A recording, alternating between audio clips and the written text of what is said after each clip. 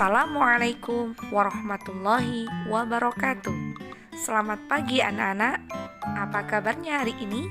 Ibu harap hari ini anak-anak dalam keadaan sehat walafiat. Anak-anak, hari ini kita akan belajar tema 6A, yaitu subtema 2. Hari ini anak-anak belajar tentang perkembangbiakan pada hewan.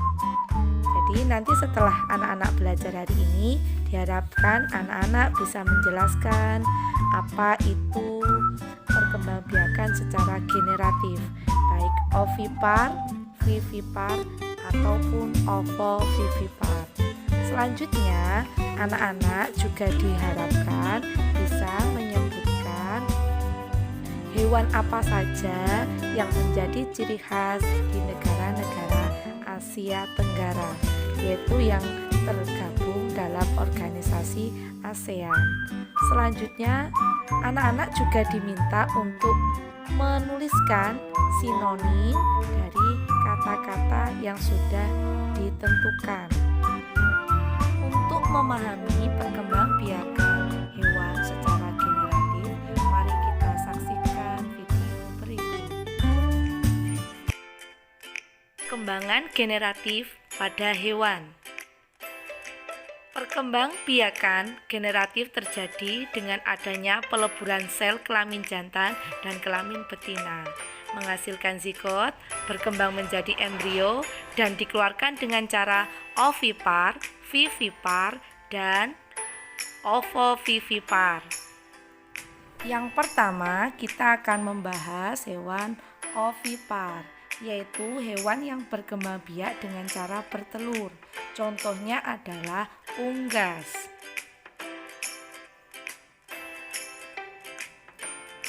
Pada hewan ovipar, embrio hewan dilindungi oleh cangkang telur.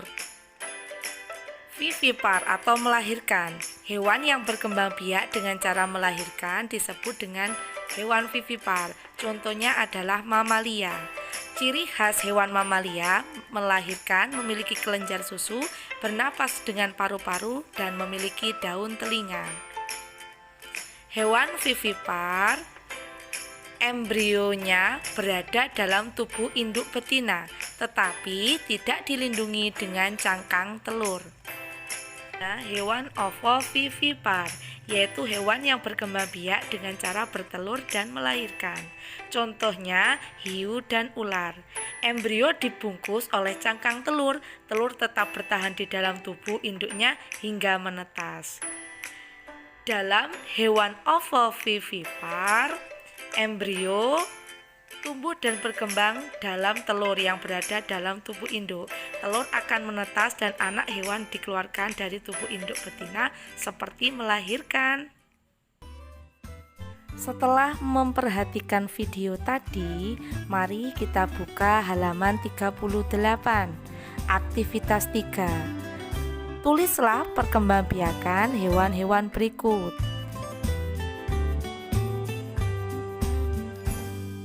Selanjutnya, kita buka halaman 40. Aktivitas 5. Berilah tanda O untuk ovipar, V untuk vivipar, dan OV untuk ovovivipar. Yang pertama, janin memperoleh makanan dari cadangan makanan yang tersimpan dalam telur. Adalah ciri hewan ovipar. Maka kita tulis dengan tanda O. Silakan untuk nomor 2 sampai 9 dikerjakan ya. Selanjutnya anak-anak, mari kita buka halaman 42. Tulislah sinonim dari kata-kata berikut. Silakan anak-anak mencari sinonim kata-kata tersebut dari Google. Anak-anak, tadi kita sudah belajar perkembangbiakan hewan secara generatif. Kira-kira anak-anak ada yang tahu hewan yang menjadi ciri khas Indonesia apa? Ya, komodo. Marilah kita belajar mengenali hewan nasional negara-negara ASEAN. Kita cek di video berikut. Hewan Asia Tenggara. Silakan disiapkan buku paketnya ya anak-anak, dibuka halaman 51. Yang pertama adalah hewan khas dari Brunei Darussalam, yaitu elang laut dada putih yang berkembang biak dengan cara bertelur. Ciri telur bercangkang keras dan ditempatkan di sarang yang sulit dijangkau, misalnya di lereng gunung atau pohon yang tinggi. Burung elang putih termasuk karnivora, yaitu pemakan daging. Rentang sayap elang ini ditengarai menjadi bagian dari logo negara Brunei yang terdapat pada bendera negara. Yang bagian atas itu loh anak-anak. Selanjutnya, hewan nasional Filipina, tamarau. Meski mirip kerbau anak-anak, tamarau bukanlah varietas hewan itu. Tamarau berukuran sedikit lebih kecil dari kerbau. Tamarau juga memiliki dua tanduk yang keduanya berbentuk huruf V yang tidak dimiliki oleh kerbau domestik. Tamarau berperan sebagai hewan pekerja di sawah dan hutan. Ketika tidak bekerja, kerbau air kerap beristirahat dalam kubangan air dan lumpur. Tamarau berkembang biak dengan cara melahirkan atau disebut vivipar. Saking fenomenalnya hewan tamarau di Filipina, dibangunlah monumen tamarau di Metro Manila atau di ibu kota Filipina. Selanjutnya kita menuju ke Indonesia.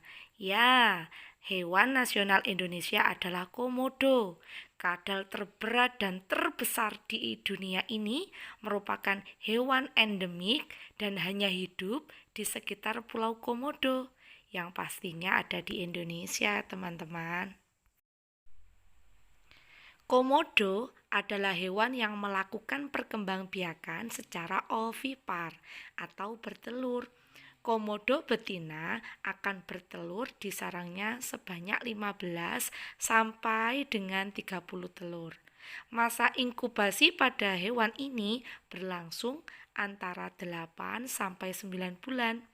Kelahiran bayinya adalah waktu yang sangat penting karena mereka tak berdaya melawan banyak predator yang ada di Pulau Komodo. Selanjutnya, kita menuju ke Kamboja. Hewan nasional Kamboja adalah kaupre, sapi liar yang tergolong mamalia yang paling langka di dunia. Pangeran Sihanouk mendeklarasikan kaupre sebagai hewan nasional sejak tahun 1960. Kaupre adalah sejenis sapi dengan tanduk berbentuk bulan sabit yang besar gelambir di bawah leher. Kaupre berkembang biak dengan cara melahirkan atau disebut dengan vivipar. Selanjutnya, hewan nasional di Laos yaitu gajah. Wajarlah Laos dikenal sebagai Lan Xang atau tanah sejuta gajah. Namun kini hanya terdapat sekitar 1.500 ekor gajah liar dan peliharaan di Laos. Gajah berkembang biak dengan cara melahirkan anak-anak bayi dalam kandungan antara 18 sampai 22 bulan. Wah, lama bener ya. Anak-anak ada yang tahu nggak bahwa sebagian orang di Laos masih mengadakan acara khusus untuk menghormati gajah? Tuh, lihat. Selanjutnya, hewan nasional negara Malaysia, yaitu harimau Malaysia. Harimau Malaya yang berhabitat di area selatan dan tengah semenanjung. Harimau berkembang biak dengan cara melahirkan. Betina harimau Malaysian mengandung sekitar 100 hari. Harimau termasuk hewan karnivora, yaitu pemakan daging. Saking bangganya dengan hewan nasional ini, mereka menjadikan julukan bagi timnas sepak bola Malaysia karena harimau melambangkan keberanian dan kekuatan.